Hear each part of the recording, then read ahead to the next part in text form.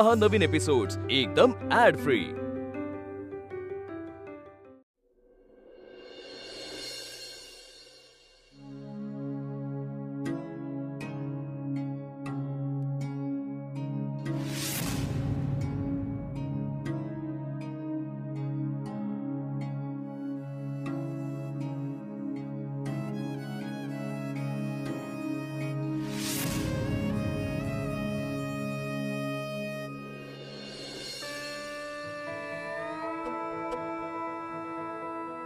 अप्पे, अरे काय झालं? अप्पे खरंच लय भारी काम केलंयस तू। अगं आपलं अख्खं घर किती खुश होतं आता आपण फॅमिली फोटो काढला। ते सुजान मनी मावशीचा विचारच करत नाही मी, पण बाकी अख्खं घर लय खुश होतं अप्पे। खुश होते सगळे। आणि तू खुश होतीस ना? मला काय झालंय तेव्हा? तेच विचारतोय मी, काय झालंय अप्पे? काही नाही, मगाचपासून बघतोय तू शांत शांत आहेस अप्पे। अरे दादा ये। काय झालं दादा? अपर्णाला विचार काय झालं ते। काय झालं अप्पे? पेपर नाही दिला मी। का? दुपारी काय करत होतीस तू? अरे जरा अशानं कसं होईल अपर्णा? तू आज पेपर लिहिला नाहीस याच्यावरून कळतंय की तुझा कॉन्फिडन्स कमी झालाय। नाही सर, तसं नाहीये मला। दादा अरे ती करेल अभ्यास, परत एकदा सुरुवात केली ना तिने। अर्जुन नको तिथं तिला पाठीशी घालू नकोस। तुला स्पष्टच सांगतो, तिला क्लास लावावा लागणार आहे आणि तिला कामं असतील तर ऑनलाईन क्लास लावू आपण। त्यामुळे तिचा अभ्यास होईल आणि मी घरी आल्यावर माझा विषय शिकवेन। पण आता अपर्णाला दिवसातून 6 ते 8 तास अभ्यास करावाच लागेल, दुसरा मार्गच नाहीये या ठिकाणी। सर मी करेल। हेच बोलतेस तू केव्हाचं? अरे दादा ती करेल आणि आपण तू म्हणतोय तसं ऑनलाईन क्लास लावू ना। त्याची फी भरावी लागते आधी। अरे दादा तू नको काळजी करू त्याची, मी भरतो फी आणि तुझ्या विषयाचा पण अभ्यास सुरू करून टाक तिचा। अर्जुन अरे त्याची फीस लगेच भरावी लागते ना, म्हणून। असू दे ना, मी भरेल ना फी। दादा तू तुझ्या विषयाचा अभ्यास घ्यायला सुरुवात कर तिचा। ठीक आहे, उद्यापासून मी माझा विषय सुरू करतो। तयारी करून ये अपर्णा। हो सर।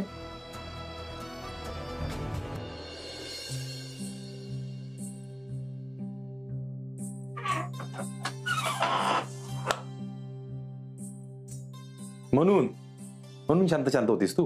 हा अप्पे मी काय म्हणतोय, नको ना जास्त विचार करू या सगळ्या गोष्टींचा। मला एक सांग, आज घरात किती आनंदाचं वातावरण होतं की नाही? आपण सगळ्यांनी फॅमिली फोटो काढला ना। आत्या तर कसली भारी दिसत होती। तू तिला तयार केलं होतं ना सगळं? आज सुजय भाऊजींनी माझा पेपर जाळला ते नको सांगायला गेला। खरंच आज सगळी आनंदात आहेत, त्यासाठी जाऊ दे आपला एक पेपर।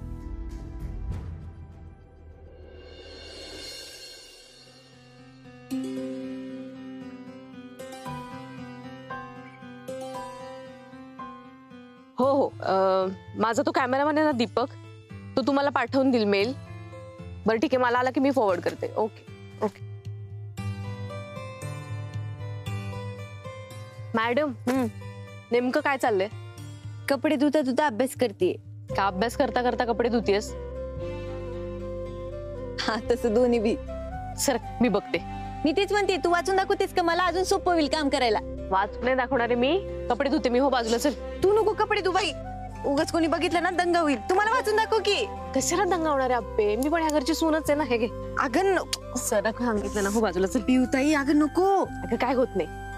अगं मी वाचता वाचता करते की अभ्यास, दोन्ही बी होतंय माझं। ही अप्पे मला माहितीये सासरी आल्यावरती सगळ्या गोष्टी जुळवून घ्यायच्या असतात, पण सगळंच कसं जुळवता येईल सांग बरं? पिऊताई तुझ्यावरनं सांगतेस वय? सुजय भाऊजी काही बोलले? अप्पे आमच्यातनं नवरा बायकोचं असं काही नातच राहिलं नाहीये बघ। मला पण काम करायचं होतं, ते करता येते। आणि आरू खुश आहे ना त्याच्यातच माझं समाधान आहे बघ. पिऊताई असं कसं? अगं तुझा संसार, तुझा जोडीदार, तुझं काहीतरी म्हणणं असेल की. आप्पे 2 दिवस आधी मी एकटीच राहत होते. आरू रात्रीचा दचकून उठायचा. अगं हो पिऊताई, पण तू आता त्याच्या घरी आलाय ना, फक्त त्याच्यासाठी म्हणून तुझं. आप्पे त्याला ना मध्ये शाळेत कुटुंबाचं चित्र काढून आणायला सांगितलं होतं. त्याला शाळेत कोणीतरी चिडवलं, तो शाळेतच गेला नाही बघ. काय? मला पण माहित नव्हतं, छकुलीने मला सांगितलं. मी त्याला विचारलं तर मला म्हणाला की मग मी काय चित्र काढायचं होतं. आप्पे या वयात लहान मुलांना जे काही दिसतं ना ते आयुष्यभर त्यांच्या बरोबर राहतं बघ. म्हणून मी असा विचार केला की आरूसाठी का होईना घरी परत यावं. हे बघ, स्वप्न बघणाऱ्या लई पोरी आहेत. आजकाल प्रत्येक तरुणींना स्वप्न बघत असते बघ. वकील होईन, डॉक्टर होईन, पोलिसात भरती होईन. पण लग्न होतं आणि या सगळ्यावर पाणी फिरतं बघ. माझं काय वेगळं झालंय का सांग ना. लई स्वप्न होती माझी पण. स्वतंत्र असेन, खंबीर असेन.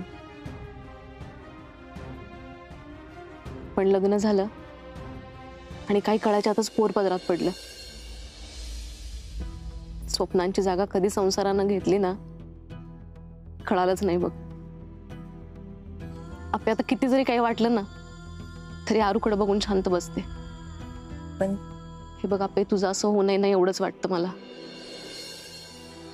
आपे तू लई वेगळीस. तू तुझी स्वप्न पूर्ण करणार मला नक्की माहितीये बघ. आपे तू ज्या दिवशी कलेक्टर होऊन लाल दिव्याच्या गाडीतनं खाली उतरशील का नाही त्या दिवशी मला या स्वप्न बघणाऱ्या सगळ्या मुली प्रियांका दिसेल.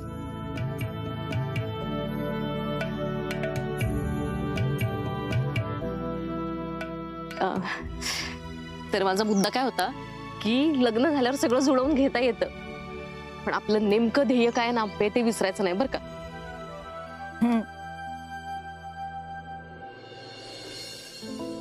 पिऊताई, स्वप्नील सर म्हणतात घरच्या घरी क्लास घेतो. आता घरी म्हणल्यावर मला लई टेन्शन आलंय ग. अगं तू अजिबात ह्या सगळ्याची काळजी करायची नाहीस बघ. आता मी आलीये ना, घरातली सगळी कामं मी करणार. तू फक्त तुझा अभ्यास, तुझी पुस्तकं आणि स्वप्नील सर एवढंच. ठीक आहे, अभ्यास करत बस आता जा. पिऊताई, तू असं म्हणलीस ना, मला माझ्या माहेरचं कोणीतरी आलंय असं वाटतंय. चपळ.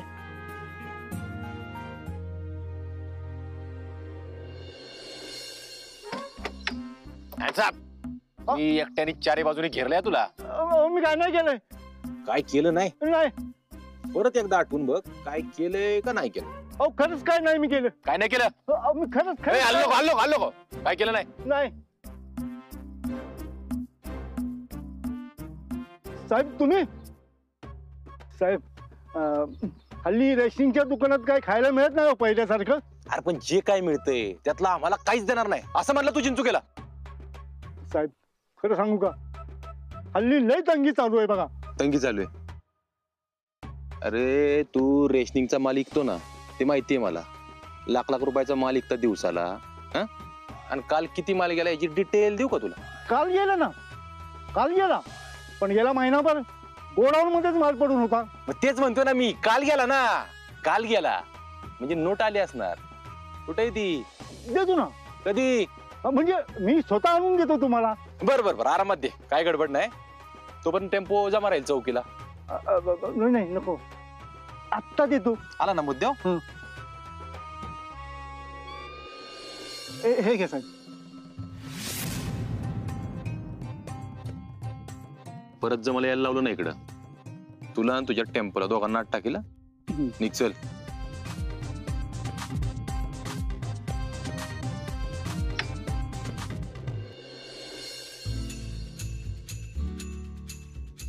आई शपथ. अहो सर, हे खरंच क्लास असल्यासारखं वाटतंय. असल्यासारखं वगैरे काही नाही, क्लासच आहे हा.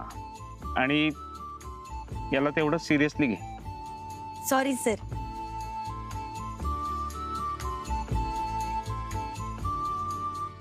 सर राज्यशास्त्रापासून सुरुवात करूया का?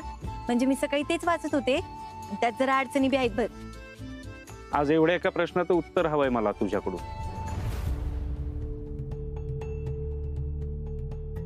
का व्हायचंय कलेक्टर?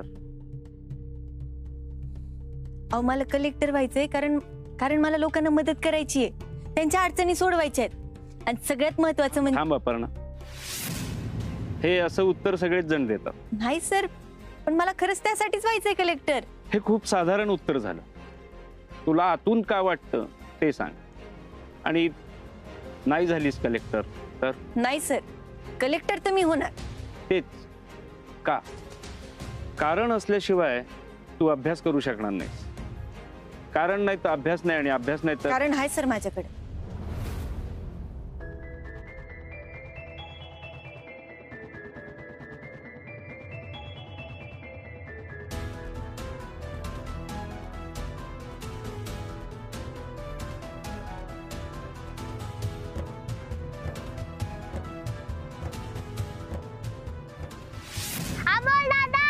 अप्पे घाबरायचं नाही. काय झालं सांग.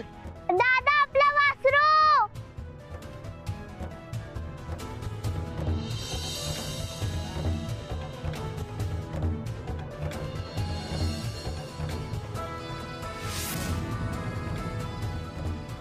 माझ्या गेलेल्या अमोलदादासाठी व्हायचंय सर कलेक्टर मला.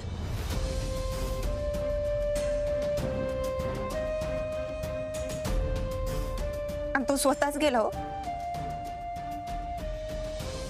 तो गेला कारण तिथे सरकारी अधिकाऱ्याची वेळेत मदतच पोहोचली नाही. तो गेला कारण जी काही तुटपुंजी मदत आलती ना, त्यात वाचवायचं साहित्य खराब होतं. पण खराब होतं कारण त्यात भ्रष्टाचार झाला होता. लोकांच्या जीवापेक्षा ते 4 पैसे ना त्या अधिकाऱ्याला महत्वाचे वाटले. आणि या सगळ्यात माझा दादा हकनाक गेला. हो सर, अजून कोणाचा अमोल दादा जाऊ नये ना, म्हणून मला कलेक्टर व्हायचंय.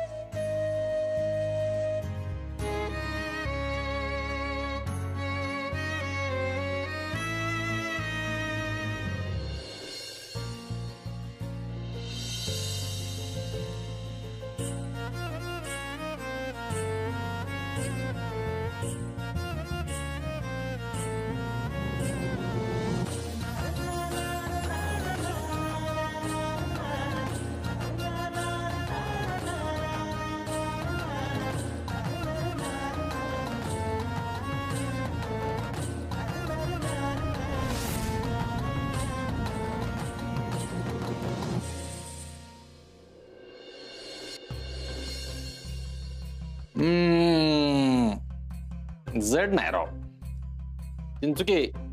कोटा काय भरला नाही यावेळी. जाऊ दे. इधर 2 तुझे 2 माझे. आणि पैशातून घे काहीतरी. हा, गाडी घे, दागिने बिगिने घे जरा. का नुसतेच पैसे ठेवलेत? ठेवतोय साहेब. कसं आहे माहितीये का, आडी अडचणीला उपयोगी पडतील ना. पैसे येतील की अजून, त्यात काय? म्हणूनच म्हणतोय साहेब, आता गाडी घेईन, परत सोनं नाणं घेईन, परत आणखीन काहीतरी घेईन. त्याच्यामुळे काय होतंय माहितीये का, पैशाची चटक लागते. तरी थांबलं पाहिजे ना. तू हे मला सांगतोय ना? हा साहेब, कसं आहे माहितीये का, अगोदर आपण 2-3 हप्ता घ्यायचो. आता 7-8 जणांकडून हप्ता घ्यायला लागलोय. साहेब एवढ्या पैशाचं काय करायचं? पैशाशिवाय काय होतंय चिंचुके या जगात? सांग बरं मला. तुम्ही म्हणताय ती बरोबर आहे साहेब, पण अनुभवावरून बोलतोय साहेब. कसल्या? बघा साहेब, तुम्ही धरून 5-6 साहेबांबरोबर काम केलं मी, पण पक्की मैत्री ना फक्त तुमच्या बरोबरच झाली. अगोदरचा साहेब पैसे पैसे पैसे करून अडकला. म्हणून म्हणतोय कुठंतरी थांबलं पाहिजे साहेब. तू नको काळजी करू चिंचुके, मला माहिती कुठं थांबायचं. आणि बायको कलेक्टर होणार आहे आता. 4 पैसे गाठीशी पाहिजेत, आहे का नाही? साहेब, वहिनी कलेक्टर होतील त्यावेळेस होतील, पण आज काय करणार आहे का नाही? आजचं काय? आई शपथ! तुम्हाला माहित नाही आज काय? पिल्लू जर असती ना, तिनं मला दूध उतला असता माहितीये का?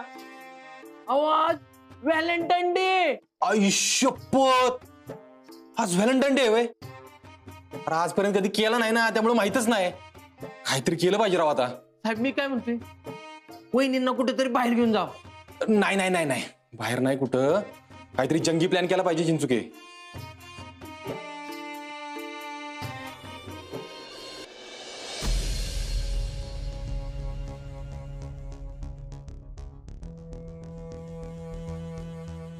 रुक्मिणी, हे रुक्मिणी इकडे. काय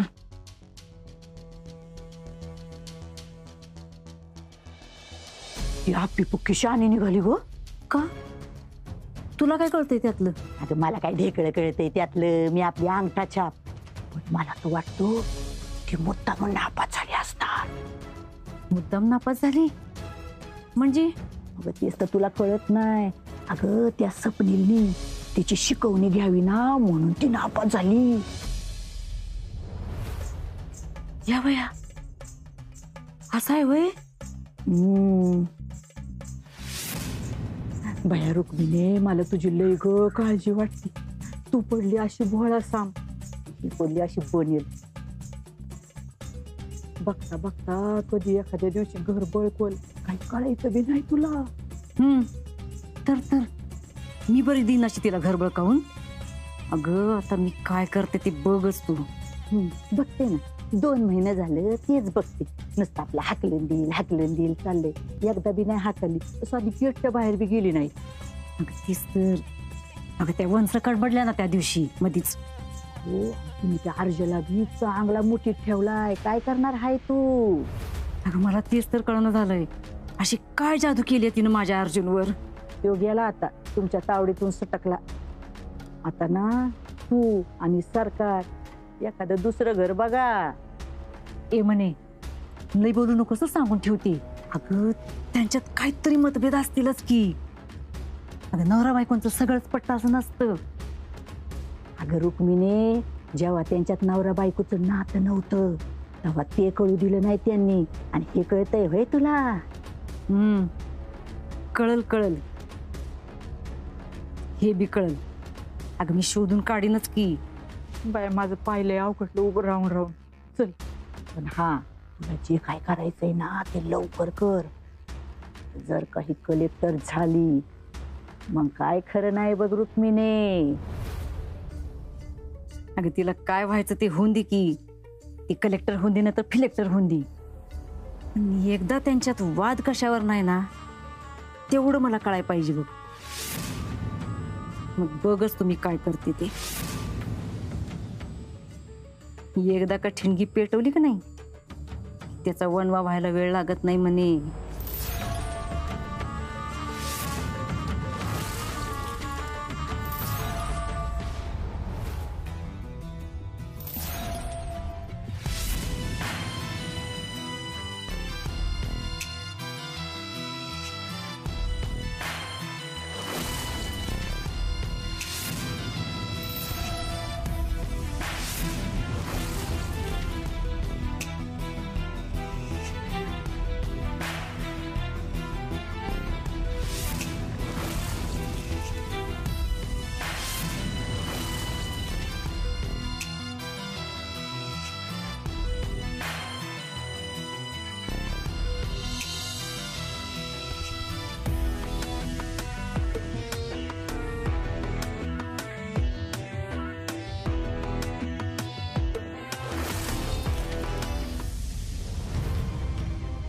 अर्जा, एकदा आप्पी म्हणली होती, खोट्याचं जंगल जाळायचं असेल ना तर सत्याची एक ठिणगी पण पुरेशी असते. ही फाईल ठिणगी नाही, आग पण नाही, ज्वालामुखी आहे ज्वालामुखी. नाही तुझ्या ना आप्पीच्या आयुष्यात एक जोरदार भूकंप घडवला ना तर नाव सांगणार नाही. संकल्प ढोबळे, मुक्काम पोस्ट जाटनांदूर, तालुका शिरूर कासार, जिल्हा बीड, हल्ली मुक्काम आसगाव.